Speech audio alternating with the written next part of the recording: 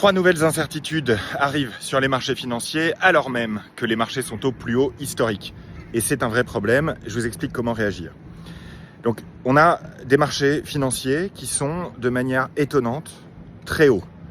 Les indices boursiers, les actions sont très hauts. On a 35 nouveaux records cette année sur l'indice américain, sur les indices américains. On a l'or qui est au plus haut, le bitcoin qui est aussi au plus haut. Et c'est rare d'avoir tous ces actifs en même temps au plus haut. Soit ça veut dire qu'il se passe des choses dans l'économie mondiale positives, comme par exemple des gains de productivité, soit ça veut dire que nous sommes dans une bulle. Et à l'heure actuelle, il est évidemment très difficile de le savoir. Ce qu'on observe en revanche, c'est qu'il y a trois nouvelles incertitudes qui arrivent sur ces marchés. La première, c'est le shutdown américain, le fait que les États-Unis n'ont pas de budget et que de ce fait, les services publics sont en partie à l'arrêt et donc on n'a pas eu les données de l'emploi américain de publier. Et ça manque parce qu'on a besoin de savoir comment va l'emploi américain pour savoir ce que va faire la Banque centrale américaine, dont on espère que le 29 octobre, elle va baisser les taux directeurs pour soutenir l'économie américaine qui commence à souffrir.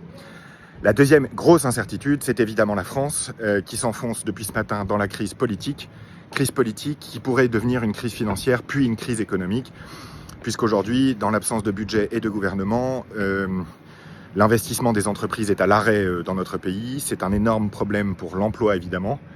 Et ça pourrait causer une crise économique à court terme en France, ce qui serait évidemment très mauvais pour l'indice CAC 40 qui perd 2% ce matin. Et entre autres, les valeurs bancaires qui s'inquiètent de voir la situation des ménages se dégrader fortement.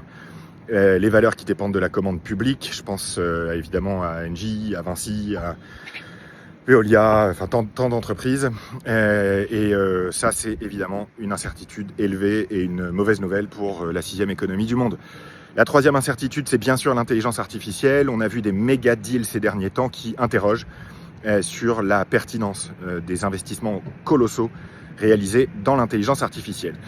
Dans ce contexte, évidemment, c'est pas le moment de céder au FOMO, le fear of missing out, la peur de rater une opportunité, parce que, ça pourrait nous faire des bêtises et acheter des actifs au plus haut. Donc, faites attention, diversifiez bien. On a vu cette année que la diversification, c'est peut-être un peu ennuyeux comme message, mais ça marche. Et enfin, formez-vous, continuez d'analyser, de comprendre, de lire pour essayer de prendre des décisions éclairées. Je ne manquerai pas de vous tenir informé de l'évolution de la situation. N'hésitez pas, évidemment, si vous avez des questions.